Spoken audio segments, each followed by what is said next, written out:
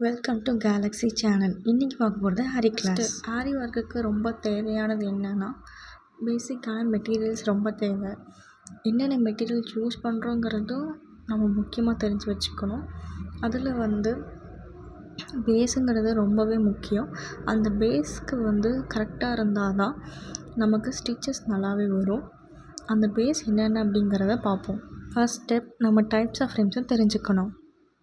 ஃப்ரேம்ஸ்னு பார்க்கும்போது 2 types of frames இருக்குது.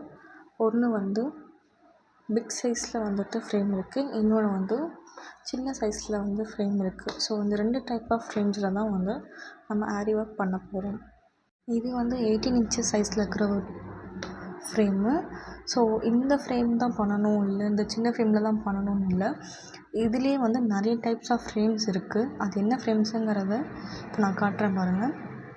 இது different types of frames. So டிசைனுக்கு ஏற்ற மாதிரியும் கிளாத் சைஸுக்கு ஏற்ற மாதிரி இந்த ஃப்ரேம்ஸை நம்ம ஃபிக்ஸ் பண்ணிக்கலாம், வச்சுக்கலாம். நெக்ஸ்ட் பார்த்தோம்னா, how to arrange the frames. Okay, frames இப்படி தான் இருக்கும். ஸோ கொடுக்கும்போது இப்படி கொடுப்பாங்க. நம்ம ஃபஸ்ட்டு இப்படி எடுத்துக்கணும்.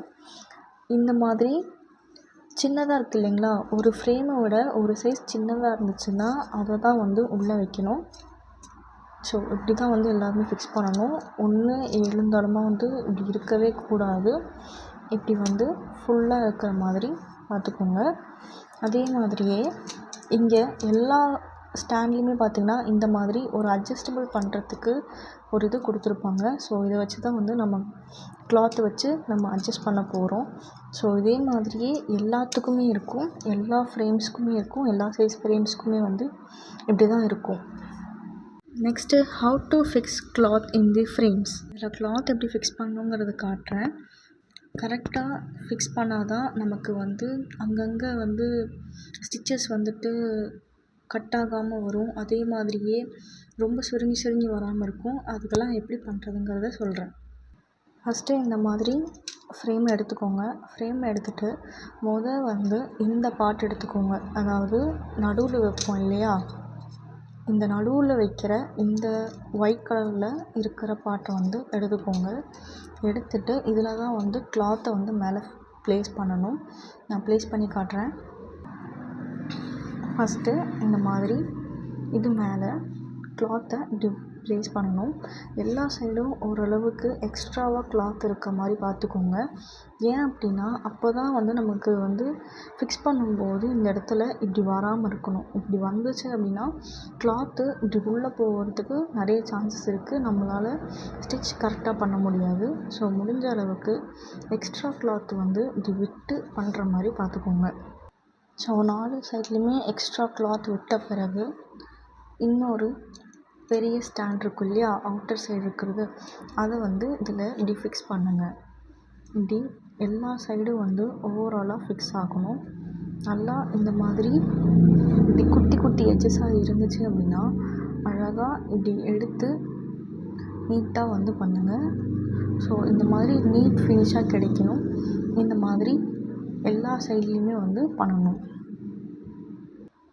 எல்லா சைட்லேயும் அட்ஜஸ்ட் பண்ண பிறகு இந்த இது எடுத்து நம்ம அட்ஜஸ்ட் பண்ண போகிறோம் இல்லையா, அந்த இடத்துல இதை நல்லா நம்ம அட்ஜஸ்ட் பண்ணணும். நல்லா ஃபிக்ஸாக ஆகிற மாதிரி டைட்டாக ஸ்க்ரூ பண்ணணும்.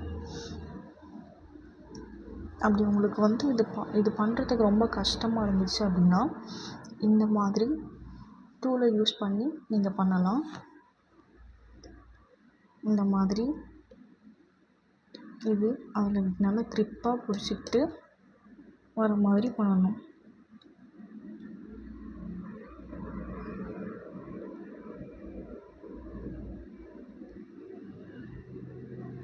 ஸோ இப்படி உங்களால் முடிஞ்ச அளவுக்கு நல்லா டைட்டாக ஃபிக்ஸ் பண்ண ட்ரை பண்ணிக்கோங்க.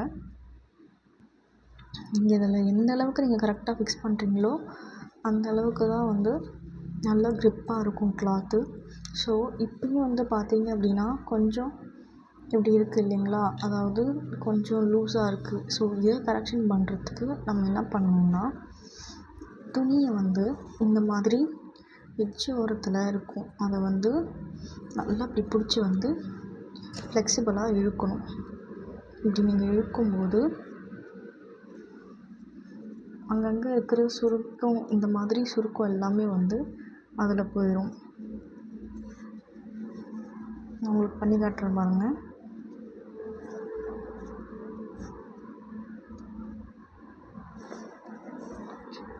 பொறுமையாகவே பண்ணுங்கள். ரொம்ப பிடிச்சி இழுத்தீங்க அப்படின்னா ஃப்ரேமே கழண்டுட்டு வரத்துக்கு ரொம்பவே சான்சஸ் இருக்குது. முடிஞ்ச அளவுக்கு ஸ்லோவாகவே பண்ணுங்கள்.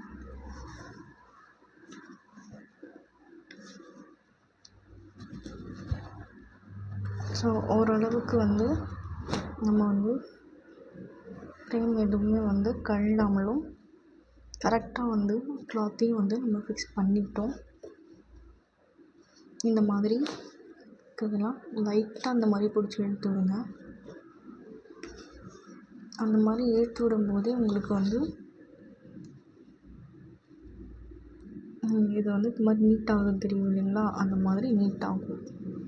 ஸோ இதுதான் வந்து ரொம்ப முக்கியமான ஸ்டெப் ஆரி ஒர்க்கில். இப்போ வந்து பார்த்திங்கன்னா நல்லா நீட் ஃபினிஷ்டாக இருக்குது. அதே மாதிரியே உங்களுக்கு அந்த இடத்துல பார்க்கும்போதே தெரியணும். பேக் சைடில் பார்க்கும்போது கரெக்டாக ஃபிக்ஸ் ஆகிருக்கணும். கொஞ்சம் கூட கேப் வந்து 2 ஃப்ரேமுக்கும் இருக்கவே கூடாது. ஸோ இந்த ஸ்டெப் தான் ரொம்ப முக்கியமான ஸ்டெப்பு. இப்படி வந்து நல்லா வரணும். நீங்கள் தட்டும்போது கூட சவுண்டு கேட்கணும். நல்லா இப்படி எவ்வளோ தொட்டாலும் உள்ளே அமுங்காத அளவுக்கு இருந்தால் தான் இதுதான் வந்து கரெக்டான மெத்தட். இந்த மாதிரி தான் கிளாத் வந்து நம்ம ஃப்ரேமில் ஃபிக்ஸ் பண்ணணும். எல்லா சைஸ்க்குமே வந்து இதே தான் ப்ரொசீஜர். இப்படி தான் வந்து கிளாத்திங் ஃபிக்ஸ் பண்ணணும். இப்போ நான் பெரிய ஃப்ரேம்ஸ்க்கு வந்து நான் கிளாத்தை ஃபிக்ஸ் பண்ணிட்டேன். இப்போ வந்து சின்ன ஃப்ரேமில் வந்துட்டு கிளாத்தை ஃபிக்ஸ் பண்ணிவிட்டு நம்ம டைரெக்டாக ஸ்டிச் பண்ண ஆரம்பிச்சிடலாம். ஸோ இதில் ப்ராப்ளம் இல்லை. பட் பெரிய ஸ்டாண்டுங்கிறதுனால நமக்கு வந்து இதை ஹோல்ட் பண்ணி நம்ம வந்து ஸ்டிச் பண்ணுறதுக்கு ரொம்பவே கஷ்டமாக இருக்கும். அதனால் இதுக்கு வந்து ஸ்டாண்ட் வந்து நமக்கு வைக்கிற மாதிரி இருக்கும். ஸோ ஸ்டாண்டோடு எப்படி ஃபிக்ஸ் பண்ணுறதுங்கிறத இப்போ நான் சொல்கிறேன். ஃப்ரேம்ஸை ஆரி ஸ்டாண்டில் ஃபிக்ஸ் பண்ணணும். ஃபிக்ஸ் பண்ணுறதுக்கு இதெல்லாம் தேவைப்படும். முதல்ல தேவைப்படுறது இந்த மாதிரி ராட் ஹோல்டர் வந்து தேவைப்படும். ஸோ இதுதான் வந்து நமக்கு வந்து ஹோல்ட் பண்ணுறதுக்கு வந்து நிற்க போகுது. ஸோ இந்த மாதிரி 4 இருக்கும். இது வந்து க்ரிப்புக்காக வந்து இருக்கும். அண்ட் இதில் வந்து இன்னொரு பார்ட் வந்து பார்த்தோம்னா ஸ்க்ரூ இருக்கும். ஸோ ரிமூவபிள் ஸ்க்ரூ நம்ம எப்போ வேணாலும் ரிமூவ் பண்ணி நம்ம வந்து ஈஸியாக வந்து ஃபிக்ஸ் பண்ணிக்கலாம். ஓகேவா? அடுத்து வந்து இதுதான் வந்து அந்த மெயின் ஸ்டாண்டு. ஸோ இதில் ஃபிக்ஸ் பண்ணி தான் வந்து நம்ம ஆரி ஒர்க் வந்து நம்ம ஸ்டார்ட் பண்ண போகிறோம். இது வந்து இதுவும் ராடில் தான் இருக்கும். ஸோ நமக்கு வந்து அவ்வளோ சீக்கிரம் இது வந்து பிரேக் ஆகாது. நல்ல குவாலிட்டியாக இருக்கும். ஸோ இதை வந்து இதில் வந்து நம்ம ஃபிக்ஸ் பண்ணி தான் நம்ம பண்ண போகிறோம். எப்படி ஃபிக்ஸ் பண்ணுறதுங்கிறத காட்டுறேன். ஃபஸ்ட்டு இந்த சைடு பார்த்துக்கோங்க. இது வந்து கரெக்டாக இப்படி தான் இருக்கணும். இப்படி வந்து வச்சிங்க அப்படின்னா அது வந்து தலைகீழாக வைக்கிறீங்கன்னு அர்த்தம். இப்படி வச்சிங்க அப்படின்னா உங்களால் வந்து கிளாத்தை வந்து இதில் ஃபிக்ஸ் பண்ணவே முடியாது. உங்களுக்கு பார்க்கும்போதே தெரியும் இந்த இடத்துல வந்து அது கரெக்டாக ஃபிக்ஸே ஆகாது. நான் அப்படி எடுத்து காட்டுறேன் பாருங்கள். ஸோ கிளாத் வந்து கரெக்டாக ஃபிக்ஸே ஆகியிருக்காது. ஸோ அப்படி ஃபிக்ஸ் ஆகலைன்னா நம்ம வைக்கிற இது வந்து தப்புன்னு அர்த்தம். அதனால் நம்ம வந்து கரெக்டாக வைக்கணும். ஸோ ஃபஸ்ட்டே வந்து எந்த பக்கம் வந்து நம்ம வந்து ஃபிட் பண்ணணுங்கிறத பார்த்துக்கோங்க. ஃபிட் பண்ணும்போது கிளாத்தை வந்து இப்படி எடுத்து விட்டுட்டு இப்படி நீங்கள் உள்ளே அமுக்கும் போது எல்லா சைடுமே வந்து இப்படி உள்ளே அமுங்குச்சு அப்படின்னா தான் நீங்கள் வச்சுருக்கிறது வந்து கரெக்டுன்னு அர்த்தம். ஸோ இப்போ இது எல்லாத்தையுமே வச்சு நான் உங்களுக்கு ஃபிக்ஸ் பண்ணி நான் காட்டுறேன். ஃபஸ்ட்டு ஒரு இதை எடுத்துக்கோங்க. இந்த மாதிரி ஸ்க்ரூ ஃபுல்லாக ரிமூவ் பண்ணிக்கோங்க. இந்த மாதிரி ஃபுல்லாக எடுத்த பிறகு ஸோ இந்த மாதிரி தான் இருக்கும். எப்படி இதை ஃபிக்ஸ் பண்ணுங்கிறத காட்டுறேன் பாருங்கள். ஃபஸ்ட்டு இந்த மாதிரி 4 சைட்லேயுமே இருக்கும். இப்போ நான் இதில் ஒரு சைடு எடுத்துக்கிறேன். ஃபஸ்ட்டு எடுத்தோடனே நீங்கள் இது இப்படி வச்சுக்கணும். அதே மாதிரியே அப்படி இல்லைனா கூட நீங்கள் வெறும் இந்த ஸ்க்ரூவை வந்து ஃபஸ்ட்டு இப்படி ஃபிக்ஸ் பண்ணி வச்சுக்கோங்க. இப்படி ஃபிக்ஸ் பண்ணிவிட்டு அதுக்கு பிறகு இதை வந்து இப்படி உள்ளே வச்சு நல்லா இப்படி சுற்றி நீங்கள் விடும்போது அது நல்லா ஃபிக்ஸ் ஆகிக்கும். ஸோ இப்படி நல்லா நீங்கள் டைட் பண்ணிக்கோங்க. நல்லா டைட் பண்ணும்போது அது வந்து மூவே ஆகாது, கழண்டும் வராது. ஸோ இந்த அளவுக்கு 4 சைட்லேயுமே வந்து நீங்கள் ஃபிக்ஸ் பண்ணணும்.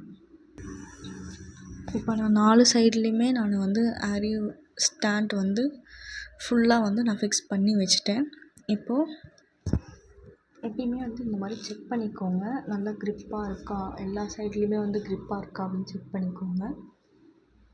சப்போஸ் உங்களுக்கு வந்து இந்த மாதிரி இப்படி ஸ்லாண்டிங்காக வந்துச்சு, இப்படி கரெக்டாக வரல அப்படின்னா நீங்கள் ஒன்றும் பிரச்சனை இல்லை. இதை வந்து நீங்கள் வந்து இப்படி நீங்கள் நிமிர்த்து கூட வச்சுக்கலாம். ஸோ இது வந்து ரொம்பவே வந்து யூஸ்ஃபுல்லாக இருக்கும். நீங்கள் கரெக்டாக ஸ்ட்ரெயிட்டாக வைக்கும்போது தான் வந்து உங்களுக்கு அது ஆடவே ஆடாது, நல்லா க்ரிப்பாக இருக்கும். ஸோ எந்த அளவுக்கு உங்களுக்கு வேணுமோ அந்த அளவுக்கு ஸ்ட்ரெயிட்டாக வந்து வச்சுக்கோங்க. இப்படி வைக்கும்போது தான் உங்களுக்கு வந்து அந்த க்ரிப்னஸ் கிடைக்கும்.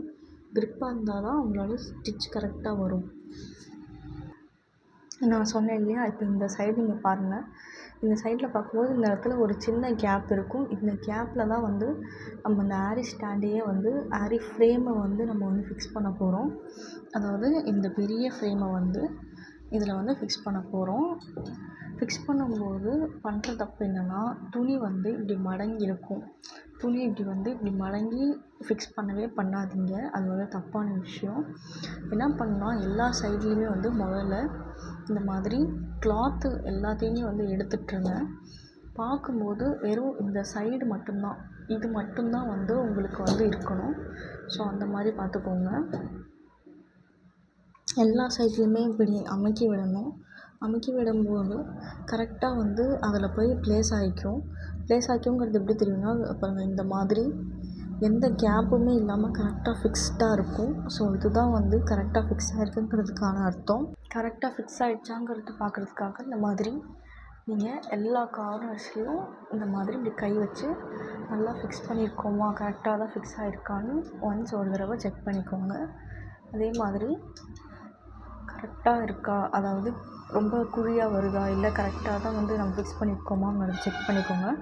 அப்படி ரொம்ப இந்த மாதிரி அப்பப்போ இந்த மாதிரி இப்படிலாம் வந்துச்சு அப்படின்னா, கிளாத் அப்படி நீங்கள் எடுத்து விட்டிங்கனாலே போதும், அது கரெக்டாக ஃபிக்ஸ் ஆகிக்கும். ஸோ இவ்வளோ தான் வந்து நம்ம கிளாத் வந்து நம்ம செட்டிங் அப் பண்ணுறதில்ல.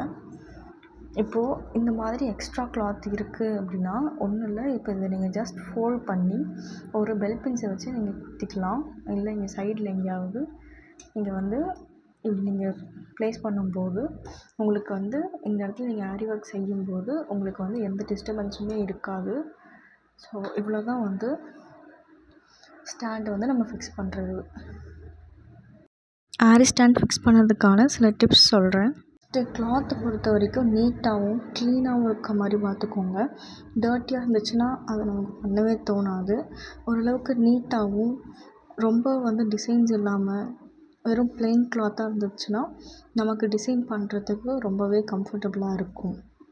டிப் 2 என்னன்னா, நான் வந்து இந்த மாதிரி சுற்றி வச்சுருப்பேன். இந்த மாதிரி எந்த கடையிலையும் இப்படி கொடுக்க மாட்டாங்க. இது நானாக தான் வந்து இந்த மாதிரி ஸ்டிக் பண்ணி வச்சுருக்கேன். இது வந்து ஒன்றும் இல்லை, பாவாடை நாடா தான். ஸோ இந்த பாவாடை நாடா வந்து நான் ஏன் இந்த மாதிரி ஃப்ரேம்ஸில் வந்துட்டு இந்த மாதிரி ஒரே ஒரு ஃப்ரேமில் மட்டும் ஃபிக்ஸ் பண்ணியிருக்கேன், அந்த மாதிரி டைப் பண்ணி வச்சுருக்கேன் அப்படின்னா, இப்போ வந்து இது ஃப்ரேம்ஸுங்கிறதே வந்து வுட்டால் ஆனது தான். நாள் போக போக இதில் வந்து டேமேஜ் ஆக ஆரம்பிச்சிடும். அப்படி இல்லாட்டினா இதில் வந்து அந்த சில குச்சியெலாம் வந்து வெளில வர ஆரம்பிச்சிடும். ஸோ அது வந்து என்ன பண்ணுன்னா, நம்மளோட கிளாத்தை வந்து அதை ரொம்ப டேமேஜ் பண்ண ஆரம்பிச்சிடும்.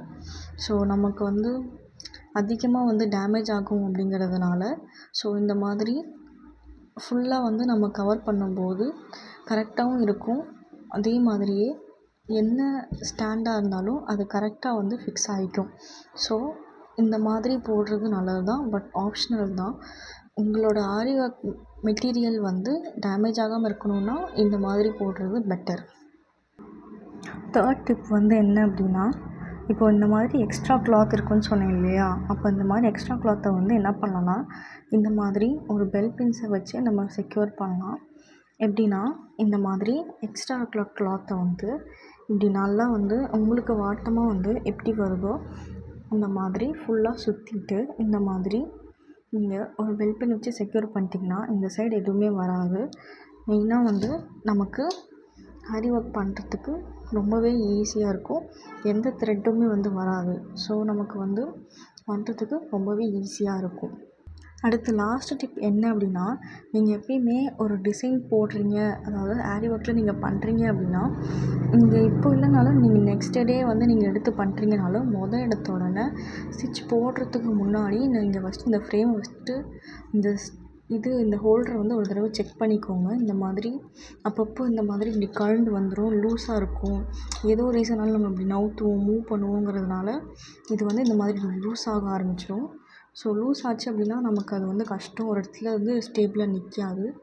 அதனால் நம்ம என்ன பண்ணணும்னா, எப்பயுமே வந்து முடிக்கிறப்பையும் அதே மாதிரி நம்ம வந்து மறுபடியும் வந்து ரீஒர்க் பண்ணும்போதும், நம்ம ஸ்டார்ட் பண்ணும்போதும் ஒன்ஸ் நம்ம இந்த மாதிரி எல்லா ஃப்ரேம்லேயும் வந்து நம்ம இந்த மாதிரி எல்லா ஸ்டிக்லேயும் வந்து எல்லா இதுலேயும் வந்து நம்ம வந்து இப்படி செக் பண்ணிக்கிறது ரொம்பவே நல்லது. பேசிக் எல்லாமே வந்து ரொம்ப செக் பண்ணிட்டு கரெக்டாக போட்டிங்க அப்படின்னா, என்ன ஸ்டிச்சு நீங்கள் எவ்வளோ கஷ்டமான ஸ்டிச் போட்டாலும், எப்படி போட்டாலும் வந்து உங்களுக்கு பர்ஃபெக்டான நீட் ஃபினிஷிங் லுக் கிடைக்கும். ஸோ அதுக்காக தான் வந்து இவ்வளோ இதுவாக சொல்கிறேன். இதுக்காகவே தனியாக ஒரு வீடியோ போட்டு எடுக்கிறேன் அப்படின்னா, இது வந்து ரொம்ப இம்பார்ட்டண்ட். பேசிக் வந்து நம்ம கரெக்டாக பண்ணால் தான் நமக்கு வந்து அவுட்புட் நல்லா வரும். ஸோ அதுக்காக தான் இந்த வீடியோ எடுத்து நான் பண்ணியிருக்கேன். தேங்க்ஸ் ஃபார் வாட்சிங்.